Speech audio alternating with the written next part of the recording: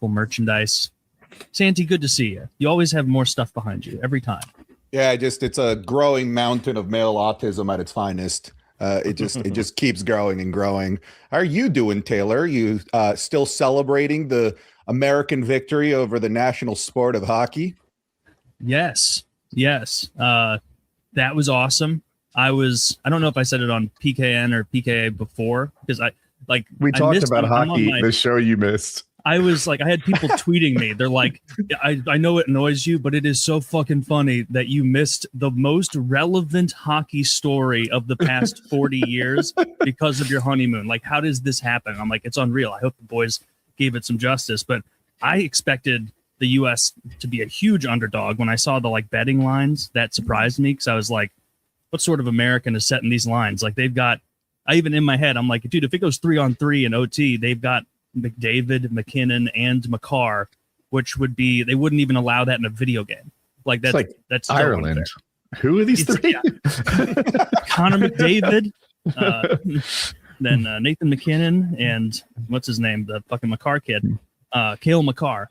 Yeah, they're fantastic players, but the U.S. won largely off the back of Connor Hellebuck, 41 out of 42 saves. Because of the time difference, I literally woke up the first day of my honeymoon at 6 a.m. and I was like, oh yeah, the hockey game. And then I check and it had been over for an hour, because Italy's the actual opposite side of the planet from here, apparently. And so I had to watch a replay a couple nights later and scrub through and see all the good bits. It was really impressive. Everyone talked about Jack Hughes, but the first goal, you probably watched it, Santi, the Matt Boldy goal for Team USA, that was like a momentum shift goal. That was like a putting the team on your back, weaving into the offensive zone, getting a great goal against the Blues goalie Jordan Binnington. And I like that enough hockey talk. What do you think? Damn it. Man, I don't know. It's a silly sport, and we shouldn't concern ourselves with it. I think the less seriously we take hockey as a nation, the more embarrassing it is for Canada. Because it's like their whole thing. It's their whole personality. Dude, this was our 9/11. This was such a huge This was deal our 9/11. This was such a big deal for us. No, actually, I need to know the BB Netanyahu math. How many 9/11s was it? 45,000 9/11. 45,000. And I was so mad on Twitter just watching the Americans that just clearly don't care about the sport, just caring about it for this one particular moment. I have to highlight Taylor, because Taylor, shortly after the U.S. won, was just rage baiting Canadians on Twitter. Can I read one of your tweets, Taylor? Because this is fucking hilarious. Yeah, I was bothering people. Canadians are getting pretty uppity over their hockey loss. Your country is entirely pretend. Your national identity is not being American. It's time to bring them to heel. That's the beginning of it. There's so much more. He talked about our rising Indian population, how our hockey's just going to get worse because we're just keep bringing in told them how it is, baby. Now, but the big reason it was such a win is because this was the best team Canada's ever had. Would you agree? For sure. I would agree. Now, this second best team in the world is pretty good. Second best in the world is good. First to last, baby. You're not first, you're last. I'm glad that was not a 7-game series. I'm glad that was a one-off game, because I don't know how much I like our chances in a 7-game series against them. You know what I didn't like, though, is the fact that the overtime is a totally different sport. 3-on-3 is, I don't think, is a very indicative way to determine who the best hockey team is. It's like how soccer games, if they, they're overtime, if they go beyond overtime, it's a penalty shoot. At that point, it's not the same sport. It's not trying to figure out who was the better on the pitch. It's just who's better at kicking the ball from this particular point. And I think 3-on-3 hockey is just not the same fucking sport. It's like 7-on-7 flag football. Canada and America, they didn't face another time in this Olympics, right? Just the one time for the gold. So we've beaten Canada 2 out of the last 3 Olympic matchups.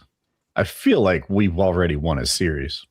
Oh my goodness, that's extra humiliating. Thank you, Woody, for pointing that out to those filthy Canucks. Yeah, they were. I felt bad after a while, because I forget how much they care more than us. I'm not even a hockey fan, and they care more. It's just their identity. But it was 5 days later, and there's still people spazzing out on social media over it. This guy's the worst. I think he's evil. They shouldn't let Austin Matthews be the captain of the Toronto Maple Leafs anymore. And it's I don't know if you want to chase the best player in your franchise history out and your current captain because he beat you guys in a game. Like, if anything, maybe this gets him a little more oomphy. He gets a little confidence that now he can win in those big important games, because up till now he'd struggled. If anything, you should be trying to give him a Canadian citizenship. Like, you should be trying to get him on your national team. That's what China does.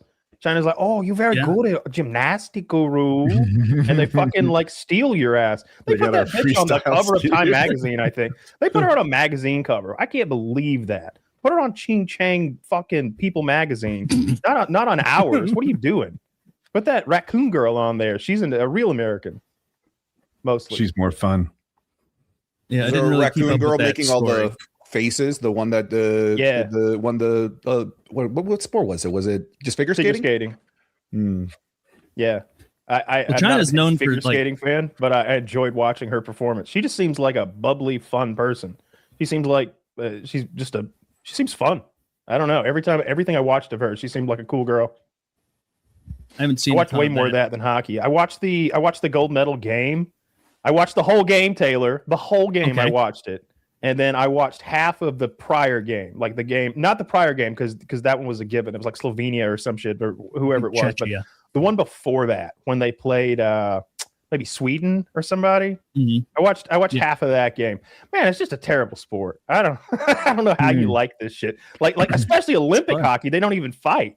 It's like, I want to see a slobber knocker.